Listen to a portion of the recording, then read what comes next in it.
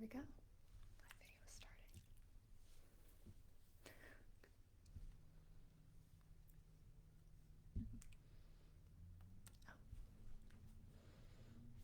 Okay. I think we are.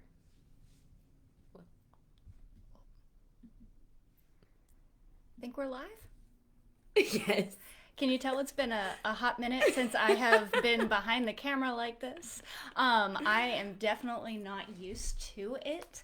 I usually come to you Zooming with our guests, but today we have Miss Classie Watson here in person. Hey! So, welcome back to another Wellbeing Wednesday. And if it's your first one, welcome. You've come on a great one. This is our 12th episode. 1 year ago today, actually, is when we got together. Classie was our very first guest. Again, we're learning about all of. I get all these live notifications, and I'm like, "What's happening here?" Okay, so first off, for those of you who are with us, Sorry. For those of you who are with us, please sound off in the comments. Let us know that you are here. We will be doing a giveaway of some really awesome self-care activity cards to one lucky viewer. So to be entered into that, all you need to do is say, "Hey girl, hey," or "Hi," or whatever you want to be entered in, and just sound off in the comments. But we are here. We are celebrating this very special first anniversary. I found as many blinged out things as I could. So I've got a shiny shirt on, shiny necklace, and I'm just like, we're bringing it. And I said I'm going to wear some colors. So I'm colorful today. We're celebrating 1 year. Hello. Bringing it full circle. So, and last year we did the same. Thank you, Miss Winston. I see you saying happy anniversary to us. We have Christine. We have Sarah Paul. We have Haley and Tess and Tori. Awesome. Keep sounding off below. We definitely want to see who all is here. But we are going to be talking about mental health. It's something that is on everyone's mind and is in everyone's mind. Mm-hmm. We talked about this last year as well, and I know even more since then you've been diving into the field of mental health, and I know for all of us and our providers, we know it's been a tough couple years. We're coming to the end of a school year. Yeah.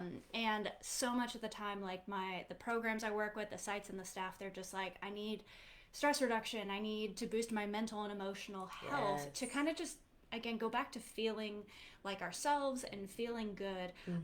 So I know that you have a couple of things that you wanted to talk about. Yeah. And while we're getting started on this, just so you know, if you have questions that you want to ask us or ask Classie throughout today, please feel free to add them in the comments.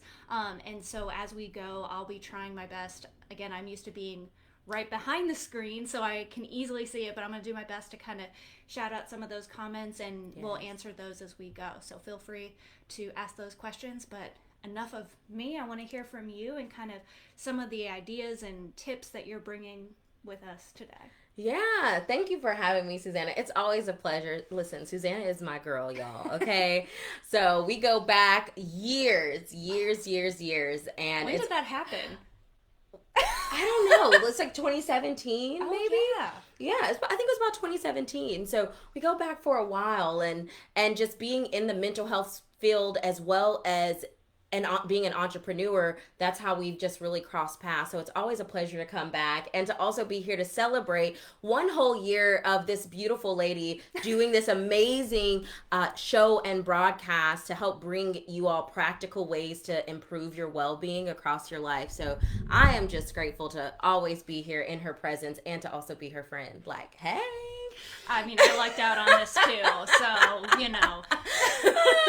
But really, I think a lot of what's happened, right, with COVID and people becoming more and more mental health conscious and conscious of their emotional states of being, it's like, what are some actual practical ways that I can improve my mental health and my mental well-being? Just small steps. Because I think even in our very first episode, we talked about planting seeds, and sometimes people want to take these big grand leaps of change. And the thing is change happens in the details. And oftentimes we overwhelm ourselves by trying to shoot too high. And it's okay. Like, there are those people that can shoot for the stars, and they can handle the capacity that brings. But sometimes in the season of life that you're in, based on a myriad of things, right? Maybe you just recently had a death in the family. Maybe you're struggling at work. Maybe you're struggling in your home with your relationship. Maybe your mental health is diminishing. So the capacity that you once had, it's not the same. And you know what? That's okay. That's okay. Wait, you mean I'm human? Oh, yes. Dang it. Dang it. My gosh. I guess, yeah. You're not just some like some concrete just robot or something that can just keep going without refueling, without stopping, without giving yourself moments to have margin and to have peace, and to create that. And that just really segues me into like one of the first practical steps that I think is just really important. And it's about how you start your morning. Oof. This is a step that people miss so much. And here's the thing.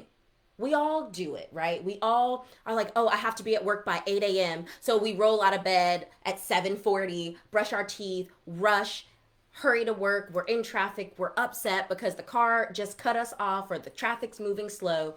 But what did we not do? We literally did not give ourselves a moment to do what? Breathe when we woke up in the morning, to create what? Margin and peace when we wake up in the morning.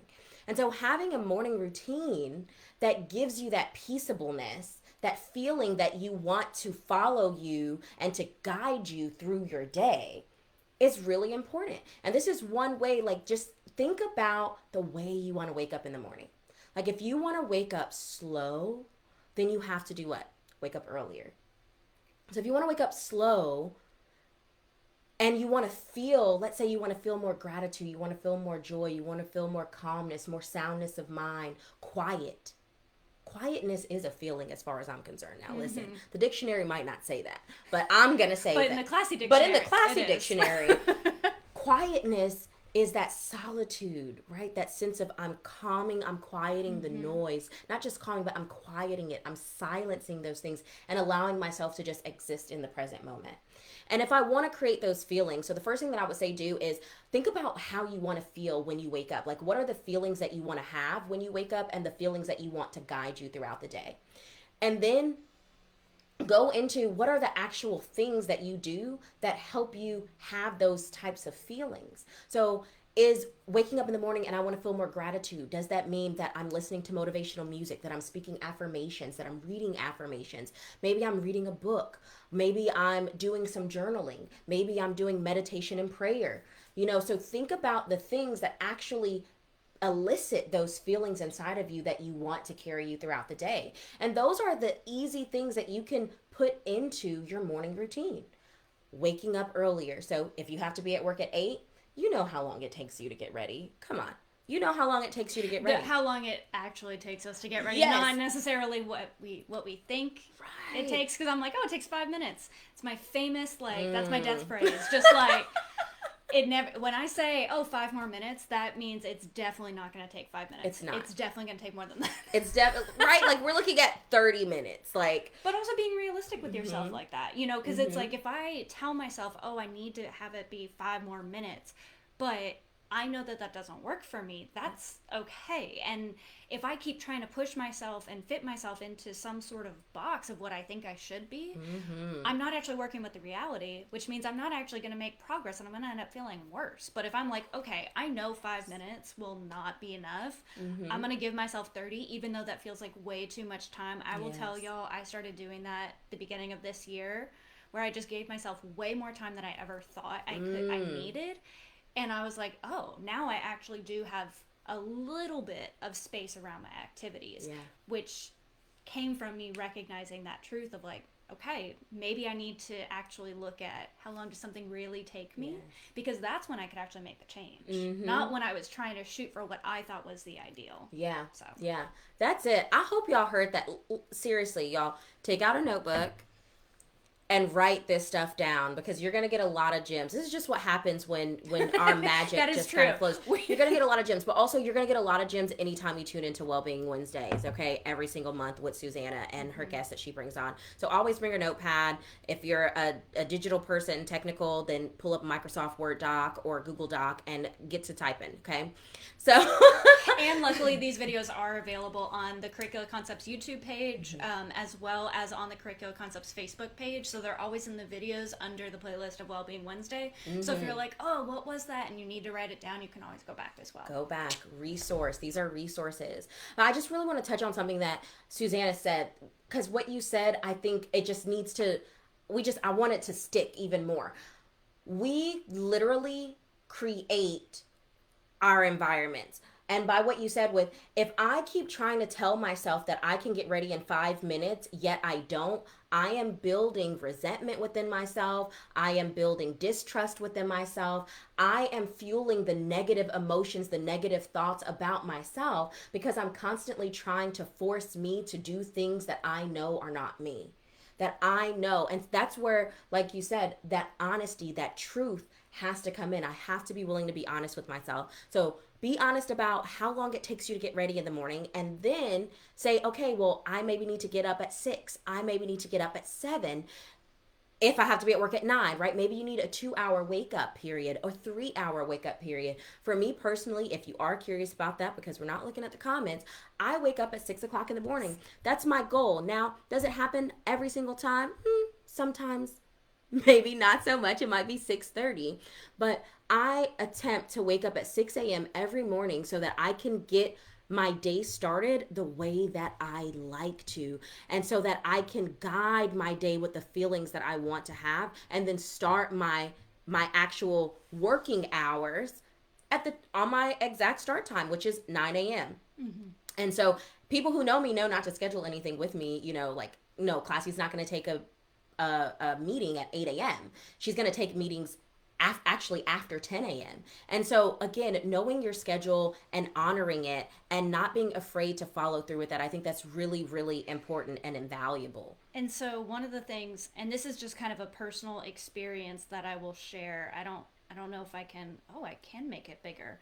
So I don't know if y'all can see that, but I'm a big color coding person, and I always have my phone with me. So doing it paper doesn't work.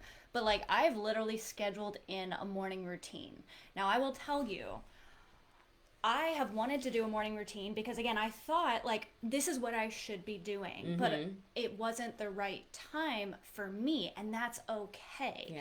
However, when I started, I have to tell you, like, it truly did change how I was feeling. It changes even now, like, the past couple weeks, I haven't been doing my morning routine as much.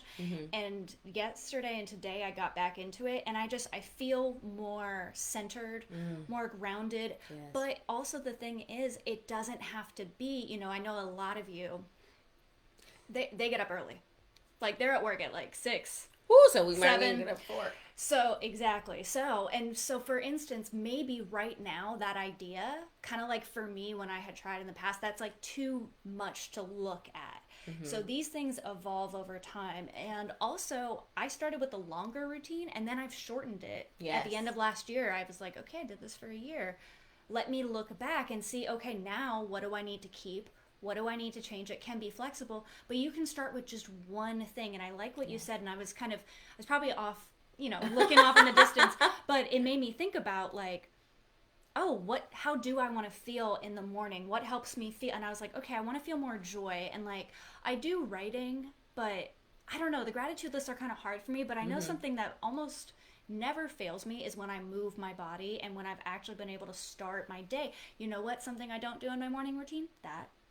So maybe, for instance, like, I already have a morning routine, but maybe for somebody who doesn't have a morning routine right now, choose one small, simple thing. So for me, it might be, actually, and I might need to start doing this, again, where I go for a walk around my complex. And that's it. That's my morning routine. And if I can do that, done. And then you build on your successes as opposed to shooting for everything that we think on Instagram people say, and say that they're doing, and then be like, why am I not doing that? Well, start small, you know, and kind of starting your day. And as you build that habit, you build that trust of like, oh, I can do this. Oh, maybe I do actually feel a little bit better, you know, now that I'm actually doing X, Y, Z. Maybe I want to play and experiment with trying something new, or maybe I want to add to that. You know, it's an evolving process, and be kind and caring with yourself with that, for sure. So. Yes. That kind and caring part, I'm going to say this. This is what I have my clients do. I have them create their their ideal goal and then their grace goal. So the ideal goal. I'm stealing that. So the ideal goal is, like, maybe I'm just going to do one morning routine. So we're going to take that and we're going to walk around the block. So we're going to take that. We're going to walk around the block. My ideal goal is I want to do this 5 days a week. But maybe I don't wake up in time to do this 5 days a week. So my grace goal is going to say, as long as I hit maybe 3 out of those 5 days, I'm good. Right? So we're giving ourselves, like, we're reprogramming and retraining our brains to extend self-compassion and grace to ourselves by giving ourselves a grace goal. So it's like, as long as I hit my grace goal, I don't have to. First of all, we shouldn't beat ourselves up. Ooh, right? Have you heard this real quick? Talking about should. Don't should all over yourself. Just so you know, I did say SHOULD. Yes. Should, but don't should all over yourself, you know, and it gives us a little laugh. But anyways, you were talking about shoulds. You know, so just recognizing that it's okay to have grace and to give yourself permission to have that grace and to evolve over time, and knowing that that is okay and standing resolute in that. And I know it's difficult and I know it's hard because you see other people, and like you said, we got the social media influencers, we got everybody, you know, everybody's online, and we're able to easily see what other people are doing, or perceivably, right? Because we can become anything we want to be online. You know, that's just the reality. And so what we need to do is learn to center ourselves and who we are, and knowing what we need in order for our healing and our growth to be made manifest in our lives. Yeah. And actually, so I think I've talked to you about this, but fun story, like I said, you know, I've known that I needed to do a morning routine for years and that I could, and I kept trying to do all these grand things, but it was actually through one of the workshops. So I ended up attending. It was funny when we went from like just colleagues to friends, it was all kind of in there. But like I attended this one workshop, and I was hearing this exact same thing that you are in some ways, like. And for some reason it clicked, and that's actually, I guess, the missing link and the piece that I needed to help me kind of do that. And also at the same time, I was doing yoga teacher training, and in the like yoga culture and in, you know, yoga philosophy, waking up in the morning is really, you know, important. So, and also just one last quick shout out reminder that we are doing a giveaway at the end of this live. So if you want to be entered into the giveaway, please type your name in the comments down below, so that one of our lovely coaches can keep track of who is being entered, and we will pick that at the end. Yes. Well, you know, and creating your morning routine is not the only thing. But before I jump into that, I want to say thank you, Susanna. Listen, she does quick plugs for me as well. Like, she Which has is funny. taken... That was not a plug. I wasn't, but it's just truth. It's just truth. Like, she shares that all the time. But, you know, those are things that I teach in my programs and different workshops that I do. And oftentimes, you know, I'll do free workshops and sometimes paid as well. So thank you for sharing that. But listen. It's not just about your morning routine. It's also about setting healthy boundaries. So we need to healthy boundaries, y'all. Setting healthy boundaries, but specifically what we're going to talk about is focusing on time management. Setting healthy boundaries with our time management and self-advocacy. So time management, again, if we're talking about a morning routine, we need to be able to effectively manage our time and be honest with ourselves about how long it takes us to get ready, but also throughout the remainder of our days. How do we actually prioritize our tasks, our to-dos? What I find a lot of people do is everything is as equally as important as the next. Like, it's like we go shiny, like, I just have all of these things to get done today, and there's that's me all the time. I'm just like, I have to do this and this and this and blah, blah, blah, blah, blah. And you have no real structure on how do I effectively understand how to prioritize based on level of importance. And it's all about deadlines. So to effectively manage your tasks and your to-dos, you have to give each of your tasks and to-dos a deadline. So if someone hasn't given you a deadline, like for example, your boss saying you need to have this done by X time, but you get to create the deadline, but they're just like, oh, we just need it within 2 weeks. Oh, we just need it. Sometimes we get that. We get managers who'll give us this ambiguous time frame, but it's like 2 weeks, a month, or 2 months out. So then we have to work autonomously to make sure that we're on top of managing our time effectively and efficiently to achieve completion of that task by X date. So then we need to give ourselves a deadline. So if it's a multi-step task, I need to give myself a multi-step deadline. So I need to complete this task by X, this next task by X. And then that way, when I look at all of my tasks and to-dos for any given day, I can prioritize based on my deadlines. And that is the easiest way that I can put it. Now, I go into a little bit more detail, like with my clients, but this is just like a long process. But aside from our tasks and our to-dos, we have to understand, how do we not allow the randomness of day-to-day life to infringe on our actual time as well? Yeah, and that was going to be my question is, so like, okay, say for me, and also the interesting part is, I mean, our directors a lot of times, right, got a million things going on. I mean, y'all are just like the Swiss Army knives of childcare. Hey, Lakeisha! I'm sorry. That's my client, y'all. Hey, girl.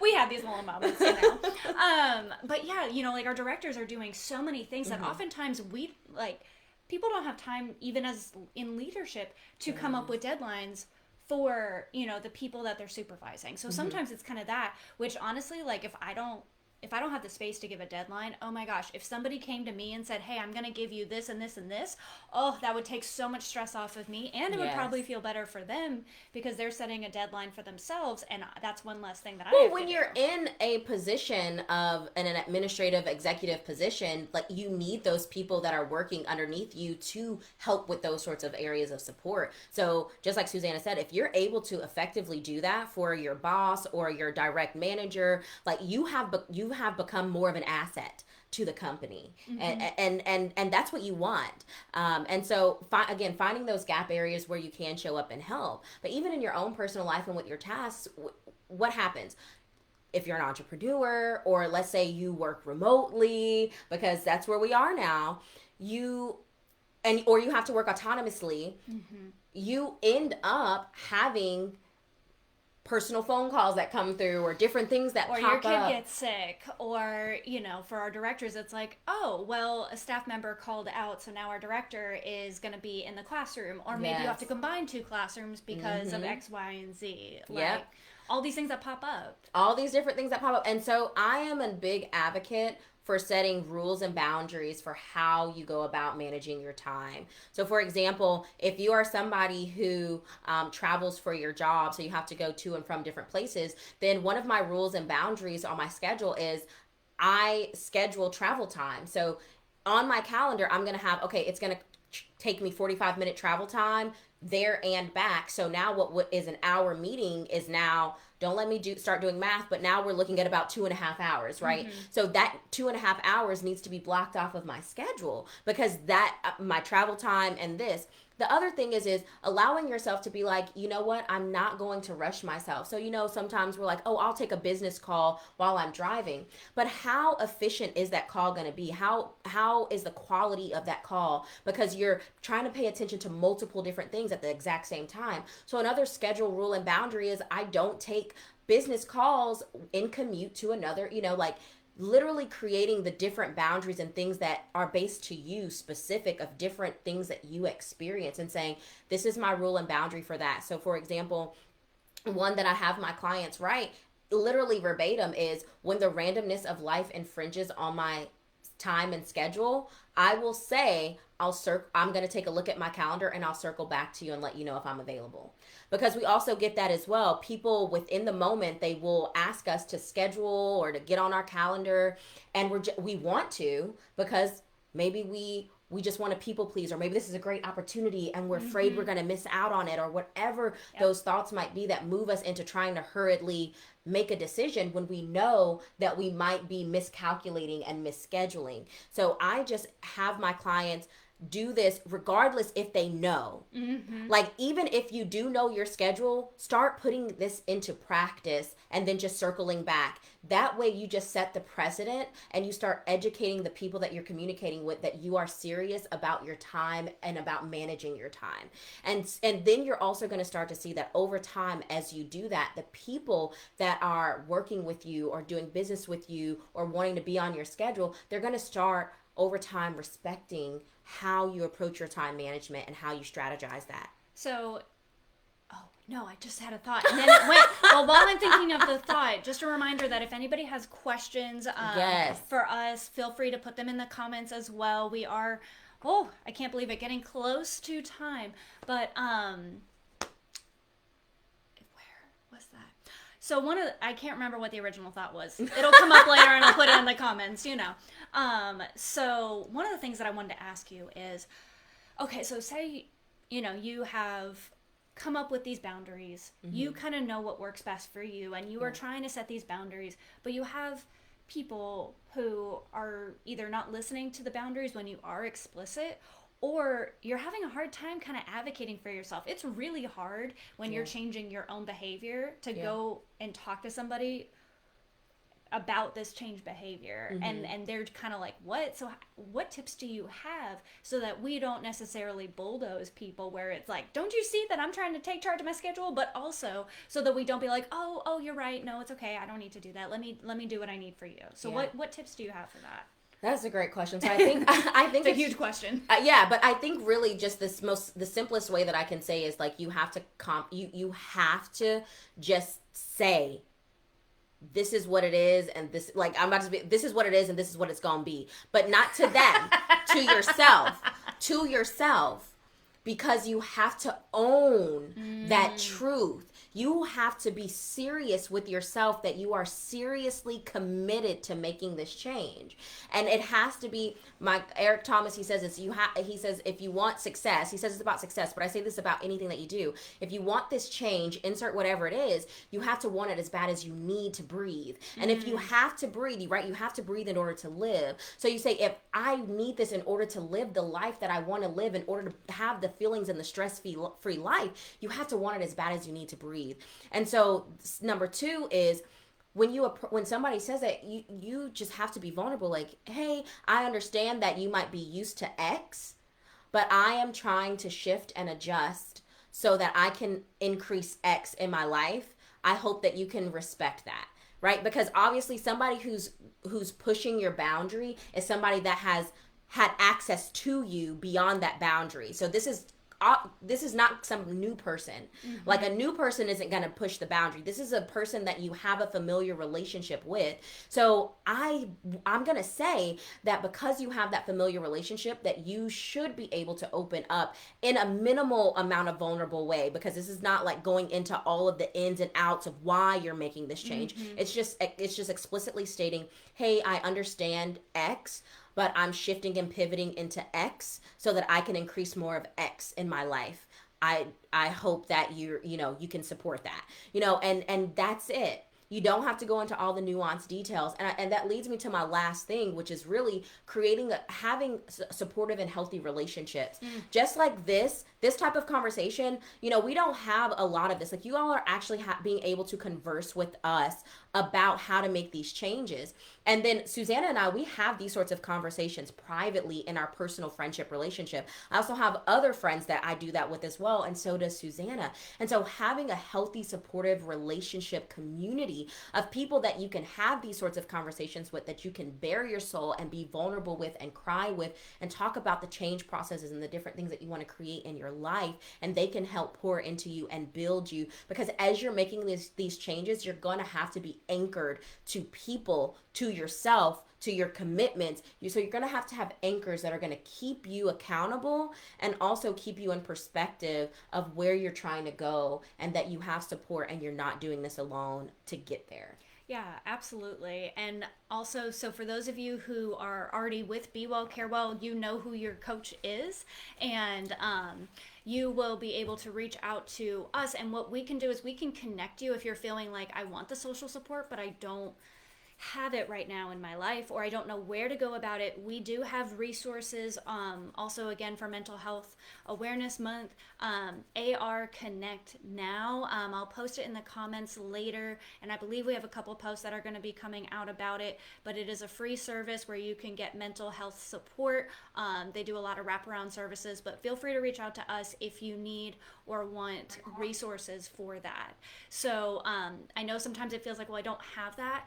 You know, we can kind of guide you to maybe some community resources. Maybe if you really like paddleboarding, you know, we can say, all right, you know what, let's look together and see if there's any, you know, meetup paddleboard groups, you know, and then you can find your friends that way, and you can find some more connections and support. And also, when it comes to advocating for yourself, honestly, one of the biggest things that I do is I will write it down. Like, I take what Classie was saying and I write that down. And for my own confidence boost, if I know I'm going to have a conversation with somebody about it, I will take it and I will put that piece of paper in my pocket. And that's what I'll do. So sometimes that can help as well, especially if you're like me and you feel like, okay, well, how are we going to go about this? So, but I hope that you all were given quite a bit of good tips and advice and tricks and all the good things, and at least, if nothing else, you got some laughs out of this. So I believe we have about 4 or 5 people who were entered in to win these self-care gift card or self-care activity cards. So I'm gonna have Classie pick a number between 1 and 5. Oh, 1 and 5. I know, I'm sorry. Oh, 3. 3. Okay, so I am going to connect with one of our coaches who has the list going, and I'm going to see who that was.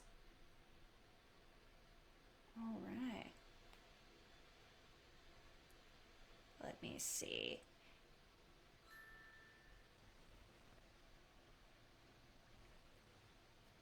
Okay. Oh, awesome. Thank you so much.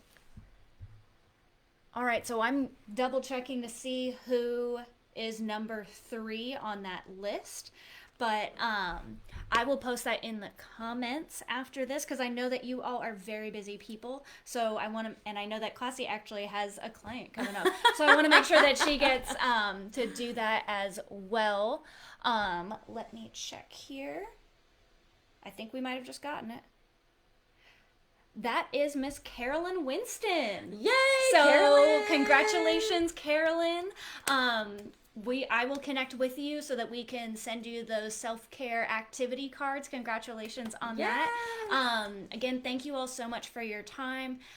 This was so much fun. Thank you, Classie, for coming on again. And happy 1-year anniversary. We look forward to many more to come. And thank you all for being here and sharing your time with us. Thank you. So, bye everyone.